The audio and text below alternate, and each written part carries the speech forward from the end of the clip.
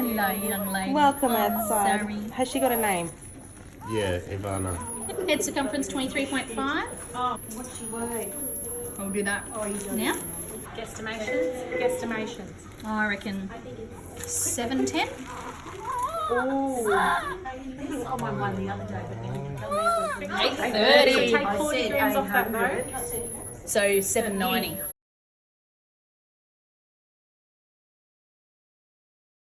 I had surgery at 1 o'clock in the afternoon, and then I didn't go and get to meet my daughter until 4 o'clock. Eric was the only one that had seen her. That's just the rules in the hospital. My mum and my dad and my nan were waiting outside of theatre. I remember seeing Eric and I was like, oh my god, is she okay? Is she okay?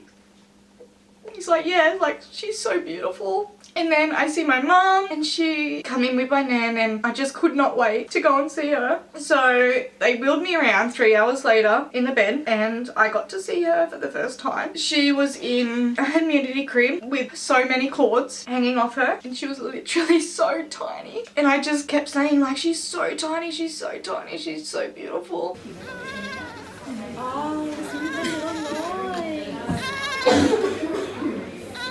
Oh, she's feisty like a mother.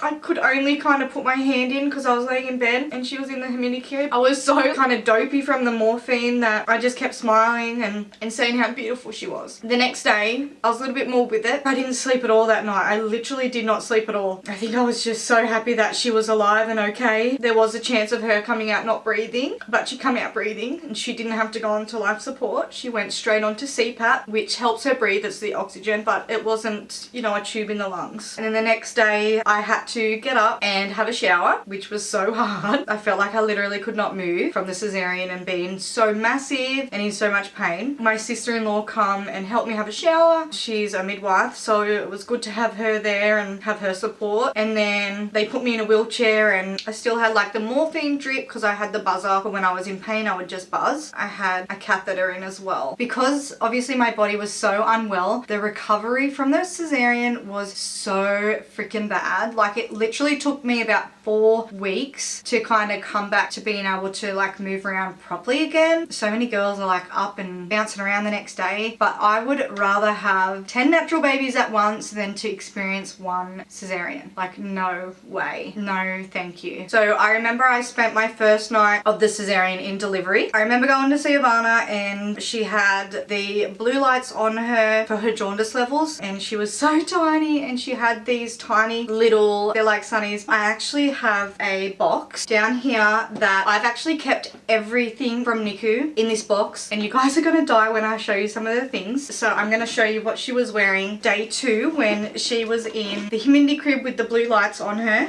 I also have a diary that I wrote in every single day in NICU. Everything that she went through in NICU, every scan, every needle, every test, everything, the way I was feeling is in this journal, and I'm gonna give her the journal when she's older so she can see what she went through and see how much she fought every day of her life to survive. So these are the little glasses she was wearing. They are tiny and they were massive on her. They were just across her eyes. She was the size of my hand, 790 grams, so not even a kilo. Let me just show you guys what's in this box, hey? We have a little break of me telling you the story. So I'm going to show you the nappy that she had on in NICU. So this is her tiny, tiny little nappy. That was massive on her and I just can't believe it. I'm going to show you guys like a full-size nappy. So this is the size difference. And they're small. If you have a newborn baby and get newborn nappies, you're like, oh my god, they're so small. I mean, this is literally like a doll's nappy. And like these little tiny, they literally fit on my finger. Little tiny socks. Like I have so much in here. I have the thing that wrapped around her foot. So this is her big blood pressure cuff. Look how small that is. There's like a little one here. So like her blood pressure cups, her name tag, Ivana. These are cuddle hearts that I used to wear in my bra to get my milk on so she could scent that because I wasn't allowed to pick her up. All her like leads, you know, her feeding tube.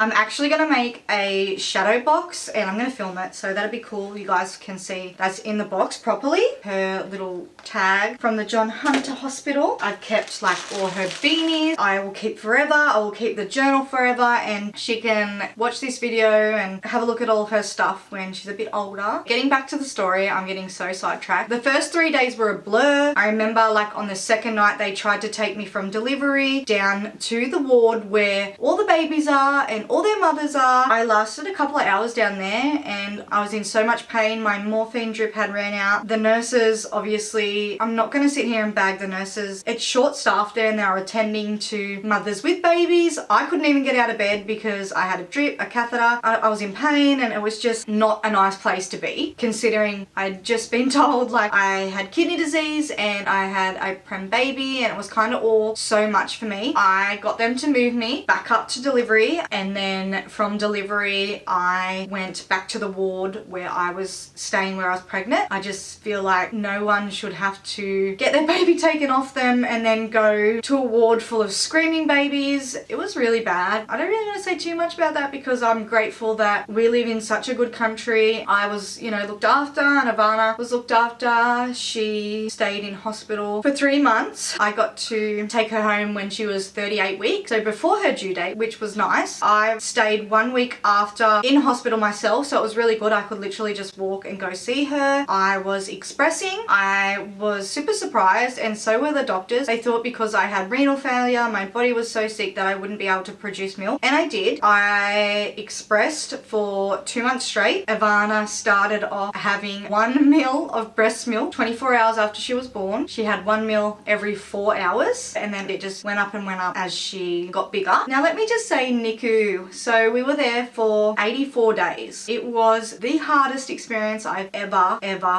experienced in my life. It was just like a roller coaster of emotions. One day it would be good, the next day it would be terrible. Like one day I was dealing with what was going on, the next day I was like falling apart, and you just really can't even thank the doctors or nurses enough for looking after your baby and for keeping her alive. But the whole time we were in NICU, they didn't come across any development issues, I think is the best way to put it. She had all these scans and all these tests, and considering she was 26 weeks, we're pretty lucky, because I'm not going to say lucky, and I'm about to touch some wood because I hate even talking about this, but there's a lot of other babies in NICU that experience like operations and complications and sepsis and this and that, and it's like you hear of all these crazy things that babies go through, and it's so sad. Baby's lungs develop later on in pregnancy, so her lungs weren't developed when she was born. After I had her, I did not get to hold her until she was 3 days old, and that 3rd day was the hardest for me. I think reality kicked in and I'm about to hold my baby for the first time. I remember bawling my eyes out. Every day in NICU I would have a cuddle. She would lay naked on me in a nappy and I would have no top on, and it's called kangaroo cuddles.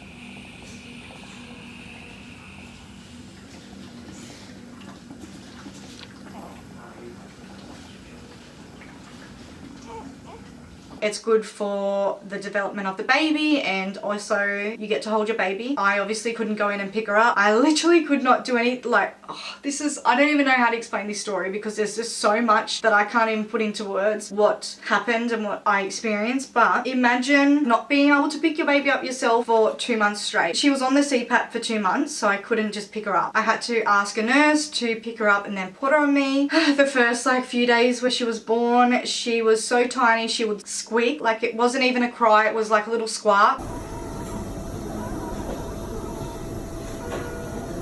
And all I could do was put my 2 hands through 2 holes and just put my hands on top of her. That's all I could do. So she's there like crying, and all I could do was put my hands through a hole and then like try and calm her by putting my hands on her. So that was hard. And she had cares like every 4 hours, so I would always do her cares, like change a nappy, do a temperature, change her foot probe. There's just little things in NICU that you do, and it's nice because it gets you involved. I remember the first time I done it, I was like, I'm so scared to touch her. She's so tiny. But I'm so glad the nurses kind of made me get in there and do it, because after I'd done it a few times I was fine. But yeah, just that initial first time changing her bum, it was like, oh my god, she's tiny, like she has no bum. But obviously she still poos and wheezes and eats just like a normal baby. Or like a full-term baby. I'm not going to say normal baby. So after I had Ivana, I literally did not even think about the whole kidney disease thing. All my focus was on her. I was getting up through the night to an alarm to like pump milk for a baby that I didn't even have with me. Also, 2 months into my breastfeeding experience, I started to lose like chunks and chunks and chunks of my hair. Like, I'm not being dramatic at all. I literally have no hairline, like no fringe. It's all like Snapchat down the back and on the top. So it's really looking really thin and like a mullet at the moment. For about 4 weeks straight, I was losing literally chunks. It was everywhere. It was in Ivana's hands. It was around the house. It was everywhere.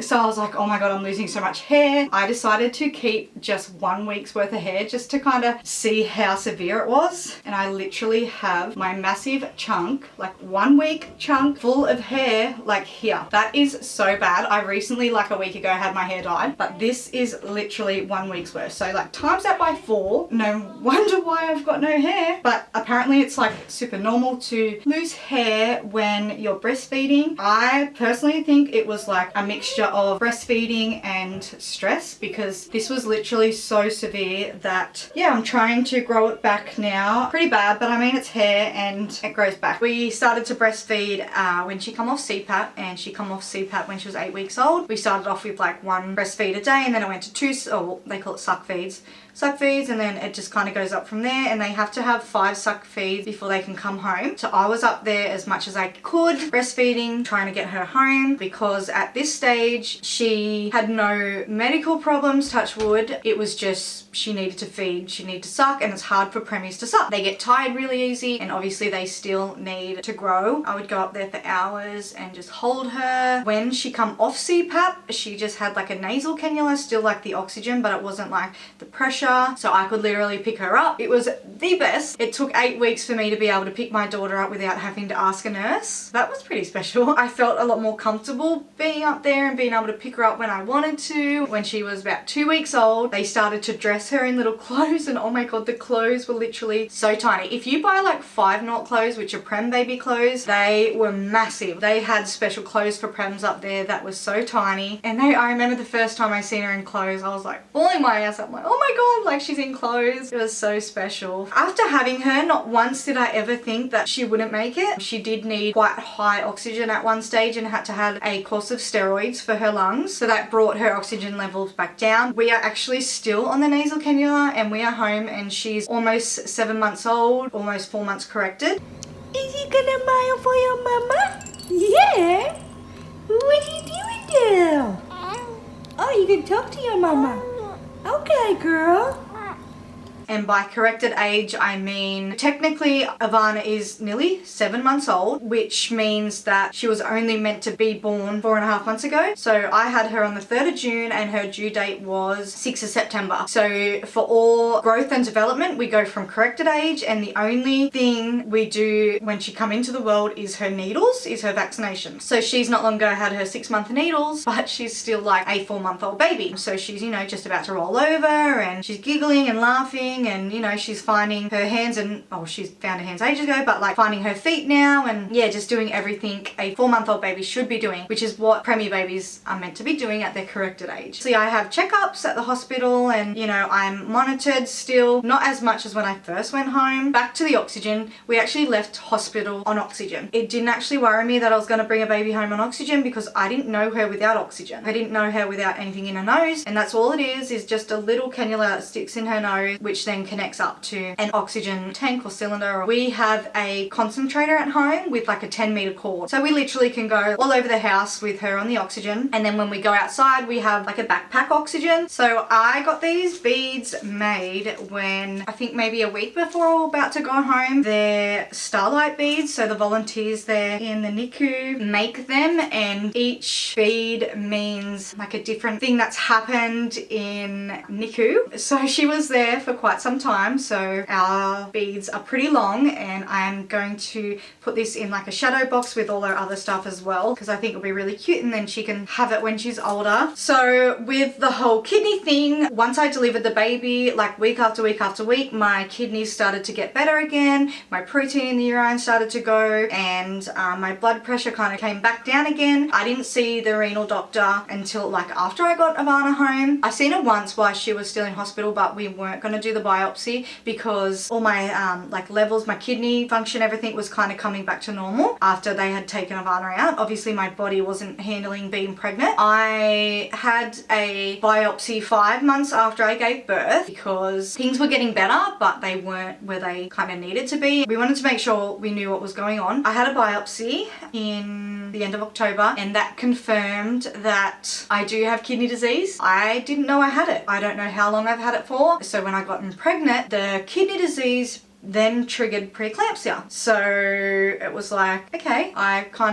was upset when I found out. Stuff happened like a month before I had her, so it was like I had, you know, like a good 6 months to prepare myself for it. I kept telling myself, okay, something's obviously wrong. When they confirmed that it was kidney disease, like I got upset and I googled what I had once, and then that was it. So thankfully I did not have lupus disease, which what they thought I had. I'm gonna shorten it for you. It's called FSGS. So that's the condition I have, but what they think has happened is in the past, I don't know how long, somewhere from like my middle child to being pregnant with Ivana, I've had high blood pressure and it's gone untreated. Then that has damaged the kidneys and has left me with this condition, this disease that I'll have for the rest of my life. At the moment, like I don't feel any different than what I did before I was pregnant with Ivana. I'm just on medication at the moment, like blood pressure medication. It's really important for me to control my blood pressure, which is hard with 3 kids.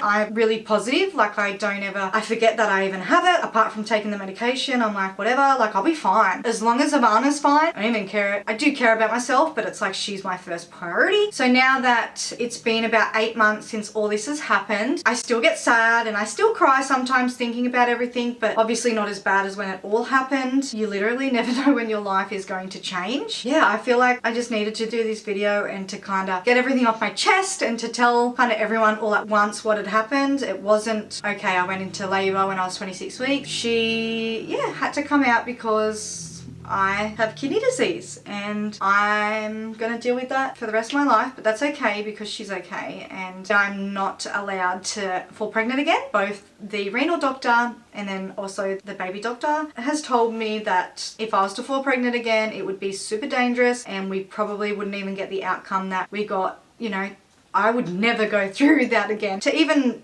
think, okay, that I would get pregnant again when it's not safe is, yeah, I would never do that to myself or to the baby. Watching Ivana literally fight for her life every single day.